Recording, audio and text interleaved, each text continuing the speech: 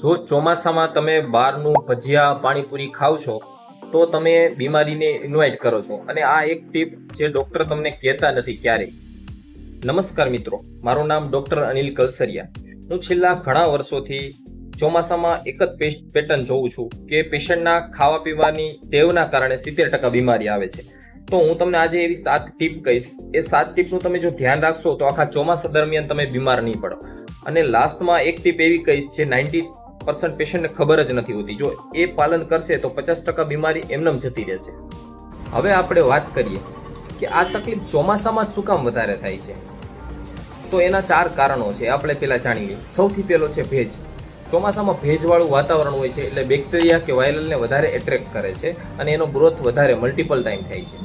બીજી વસ્તુ, તમારી નેચરલ ઇમ્યુનિટી થોડી ડાઉન થાય છે ટેમ્પરરી. એટલે તમે કંઈ પણ ખાવ છો કે બીજું થાય છે એટલે ઇન્ફેક્શનના ચાન્સ વધી જાય છે. ત્રીજી વસ્તુ, તમારું ડાયજેશન એકદમ સ્લો થઈ જાય છે. એટલે તમે કોઈ પણ ભારે ખોરાક તેલવાળું તીખું ખાતા હો છો તો તમને ડાયજેસ્ટ થતું નથી અને પેટના રોગો થાય છે. ચોથી વસ્તુ, પાણીજન્ય રોગો. પાણી મિક્સ થતું હોય છે ઘણી બધી વસ્તુઓમાં, તો ટાઇફોઇડ છે, ડાયરિયા છે કે બીજી કોઈ બીમારી કે જે પાણીજન્ય રોગોથી થાય છે એવી બીમારી થવાના ચાન્સ ચોમાસામાં વધી જાય છે. હવે આપણે જોશું 7 એવી વસ્તુ જે તમે ચોમાસામાં અવોઇડ કરો અને 7 એવી વસ્તુ જે ચોમાસામાં તમે લઈ શકો છો. તો એમાંથી તમારી 50% બીમારી એમનેમ જ જતી રહેશે. શું તમારે અવોઇડ કરવાનું છે? તો સૌથી પહેલું છે બહારનું તીખું તળેલું ફૂડ. શું કામ? કે તીખું તળેલું ફૂડ ચોમાસામાં ડાયજેસ્ટ થતું નથી, એટલે તીખું તળેલું ફૂડ અવોઇડ કરવાનું છે. બીજું, સ્ટ્રીટ ફૂડ. બહારનું સ્ટ્રીટ ફૂડ સીધું જ બેક્ટેરિયા કે વાયરસના કોન્ટેક્ટમાં હોય છે. એટલે જ્યારે તમે બહારની પાણીપુરી, સમોસા કે ખુલ્લું રાખેલું ફૂડ ખાવ છો ત્યારે ઇન્ફેક્શન લાગવાના ચાન્સ અથવા બીમાર પડવાના ચાન્સ તમને વધી જાય છે.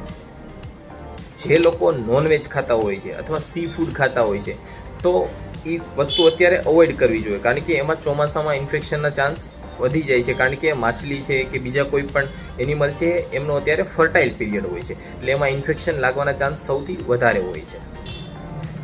કોલ્ડ ડ્રિંક્સ કે બીજી કોઈ ઠંડા પીણા, અત્યારે તમારી ડાયજેસ્ટિવ સિસ્ટમ એકદમ સ્લો હોય છે અને ઉપરથી તમે કોલ્ડ ડ્રિંક્સ કે ઠંડા પીણા પીવો છો તો તમારું ડાયજેશન એકદમ વધારે સ્લો થઈ જાય છે, એટલે તમારે અવોઇડ કરવું જોઈએ. એના પછી આવે છે આથાવાળું ફૂડ, કે જેમાં ફર્મેન્ટ થવાના ચાન્સ વધી જાય છે અને તમને ઝાડા કે ઉલટી થવાના ચાન્સ વધી જાય છે. ઢોસા છે, ઉત્તપમ છે કે કોઈ પણ ખીરીવાળી વસ્તુ, ખીરુંમાંથી બનાવવામાં આવે છે એવી વસ્તુ તમારે ચોમાસા દરમિયાન અવોઇડ કરવી જોઈએ. બજારમાં મળતા કટ કરેલા ફ્રૂટ બધાય કે જેમાં ડાયરેક્ટ બેક્ટેરિયા કે માઇક્રો કે ખરાબ જગ્યાએથી આવીને તમારા ફ્રૂટ પર બેસતી હોય છે, તો એવા ફ્રૂટ અવોઇડ કરવા જોઈએ જે તમારા ડાયજેશન સિસ્ટમ બગાડે છે અને તમને બીમાર વધારે પાડે છે. હવે આપણે વાત કરશું એવી 7 વસ્તુની જે તમે રેગ્યુલર ધોરણે લેવાથી તમે બીમાર ઓછા પડો છો અને ચોમાસામાં તમે બીમારીથી બચી શકો છો.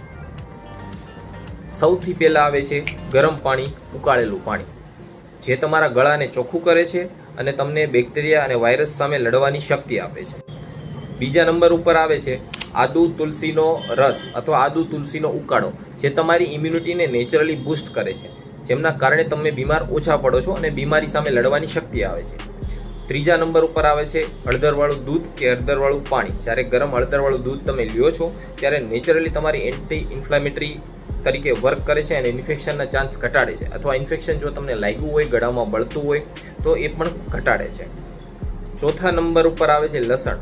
લસણમાં એન્ટી ઇન્ફ્લામેટરી પ્રોપર્ટી હોય છે, જે ખાવાથી તમારી ઇમ્યુનિટી પણ સારી રહે છે અને ઇમ્યુનિટી બૂસ્ટ થાય છે. પાંચમા નંબર ઉપર આવે છે તમારે ખોરાક ઓલવેઝ હળવો લેવો જોઈએ. તમારા પેટમાં 20% જેટલી ભૂખ લાગી હોય એના કરતાં 20% જગ્યા ખાલી રાખવી જોઈએ. એના પછી આવે છે તમે મોસમી ફળ ખાઈ શકો છો. અત્યારે જે ચોમાસામાં આવતા ફળો જે હોય છે એ રેગ્યુલર ધોઈ અને સારી રીતે સારી જગ્યાએથી લઈ અને એ ફ્રૂટ ખાઈ શકો છો. અને લાસ્ટમાં આવે છે તમે ડ્રાય ફ્રૂટ લઈ શકો છો. સારી જગ્યાએથી લીધેલા સારી ક્વોલિટીના ડ્રાય ફ્રૂટ તમે ચોમાસામાં ખાઈ શકો છો. એમાંથી બીમારી તમને ઓછી લાગે છે અને તમે બીજી બધી વાયરસ બેક્ટેરિયાથી બચી શકો. હવે મેં તમને વિડીયોની શરૂઆતમાં જ કીધું હતું કે લાસ્ટમાં હું એક એવી ટીપ આપી કે જે તમને કામ આવશે. તમે જ્યારે ઘરની બહાર નીકળો છો ત્યારે તમારી પાણીની બોટલ ભેગી જ હોવી જોઈએ. બહારના ચોમાસામાં બહારના પાણી જ્યારે પીવા જાઓ છો અથવા ક્યાંયથી પણ પાણી પીવો છો તો બીમારી સૌથી વધારે ફેલાય છે. કારણ કે આપણને ખબર નથી હોતી કે પાણી ક્યાંથી આવે છે, ફિલ્ટર છે કે નહીં. એટલે તમે ઘરની બહાર નીકળો તો તમારી બોટલ તમારી સાથે જ હોવી જોઈએ. અને બીજું, તમે ઘરની અંદર આવો ત્યારે તમારા હાથ, પગ, મોઢું સાબુથી ધોઈ નાખવાના. આ એક ખાલી ટીપને ફોલો કરશો તો તમારી 50% બીમારી એમનેમ જતી રહેશે. મિત્રો, જો તમે ચોમાસામાં વારંવાર બીમાર પડતા હોય અથવા તમારા ઘરમાંથી કોઈ પણ બીમાર પડતું હોય છે, જેમને પેટની બીમારી થતી હોય, ચામડીની બીમારી થતી હોય છે, તો કોમેન્ટમાં જણાવો, હું એમને રિપ્લાય કરીશ. વિડીયોમાં આપેલી બધી જ માહિતી અથવા કોઈ પણ માહિતી તમને જો યુઝફુલ લાગી હોય તો વિડીયો લાઇક કરો, શેર કરો અને ચેનલને સબસ્ક્રાઇબ કરો. આપણે મળશું હવે નેક્સ્ટ વિડીયોમાં નેક્સ્ટ વીકે. આવો જ ઇન્ફોર્મેશન વાળો વિડીયો. તો મળીએ.